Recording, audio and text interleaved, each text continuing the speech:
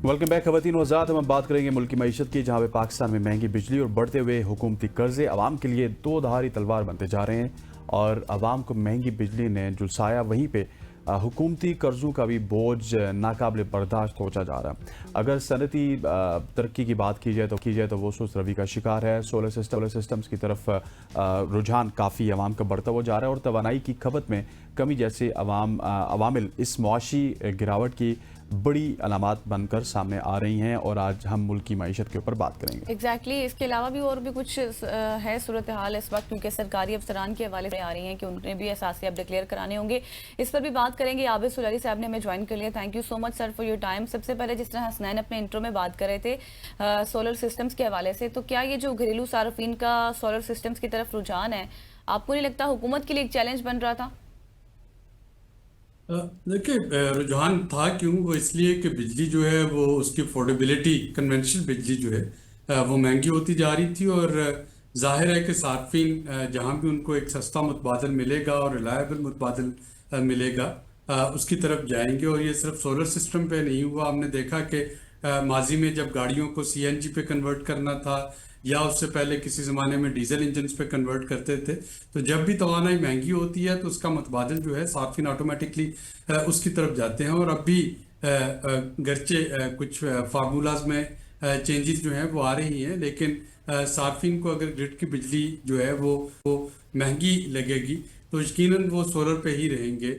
उसके साथ साथ वो शायद बैटरीज का इजाफा कर लें ताकि उनको ग्रिड से डिपेंडेंसी जो है वो बहुत मिनिमम रह जाए। और उस सूरत में हुकूमती मुश्किलात में ज़रूर इजाफा होगा, क्योंकि हुकूमत को जो कैपेसिटी पेमेंट चार्जेस अदा करने हैं, जो प्राइवेट बिजली घर हैं जिनसे बिजली ना खरीदने के पैसे जिनको देने पड़ते हैं, वो शायद बढ़े होंगे। और उसका जो है एक सोल्यूशन, एक तो बड़ा आम फहम सोल्यूशन तो यही जहन में आता है कि जो ग्रिड की बिजली है उसके रेट सस्ते कर दिए जाएं ताकि जो सार्फिन है वो ज़्यादा से ज़्यादा ग्रिड की बिजली इस्तेमाल करें और हुकूमत के पास भी रेवेन्यू आए, बजाय इसके कि हम प्राइवेट बिजली घरों को इस चक्कर में पैसे दें कि हम उनसे बिजली नहीं खरीद रहे, हम उनसे बिजली खरीद के उनको पैसे दें। और सार्फिन के लिए भी ये एक विन विन सिचुएशन हो सकती है और आईपीपीस के लिए भी एक विन विन सिचुएशन बन सकती है। अच्छा सुलैरी साहब, थोड़ा सा मुझे मेरा कॉन्सेप्ट भी क्लियर कीजिएगा कि ये अब क्योंकि बहुत सारे सारिफिन सोलर की तरफ मुंतकिल हो चुके हैं, सो बाकी मादा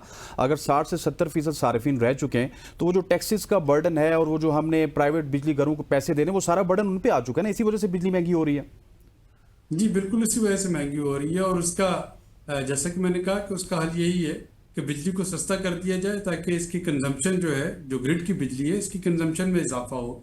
अगर इसकी कंजम्पशन में इजाफा होगा तो सोलर जो है एक तो उसकी तरफ लोगों को नहीं जाने की ज़रूरत पड़ेगी, और दूसरा बिजली घर जो बिजली पैदा कर रहे हैं वो सारी उसकी खपत होगी, बजाय इसके कि इजाफी बिजली उनके पास पैदा करने की सलाहियत हो और उसको पैसे देना पड़ रहे हो। इस वक्त जो 60 से 70% जो हमारे सार्फिन है प्लस जो इंडस्ट्रियल सार्फिन है, असल चीज़ तो इस वक्त जो है घरेलू सार्फिन तो 5 मेगावाट का, 10 मेगावाट का, 20 का सिस्टम लगा के चलें या एक दो प्लेटें लगा के उनका गुजारा चल रहा है।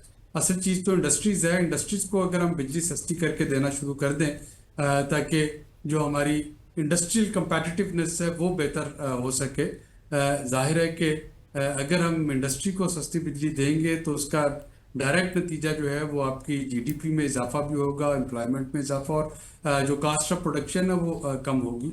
तो थोड़ा सा इस वक्त हमें इस जो कश्मकश है उससे निकलना होगा कि आईएमएफ की इस शराइत के तहत किस तरीके से आईपीपीस को जो है वो टेम किया जाए, मेंटेन किया जाए। और पिछले साल सर्दियों में ये बड़ी सक्सेसफुली किया गया था कि एक खास हद से ज़्यादा बिजली इस्तेमाल करने वाले सार्फिन के लिए बिजली सस्ती कर दी गई थी। अच्छा सुलैरी साहब, मुझे एक चीज़ बताएं कि पहले अगर हम थोड़े से पहले दौर में चले जाएं तो पहले बिजली की जो खपत थी वो ज़्यादा होती थी लेकिन जनरेशन कम थी।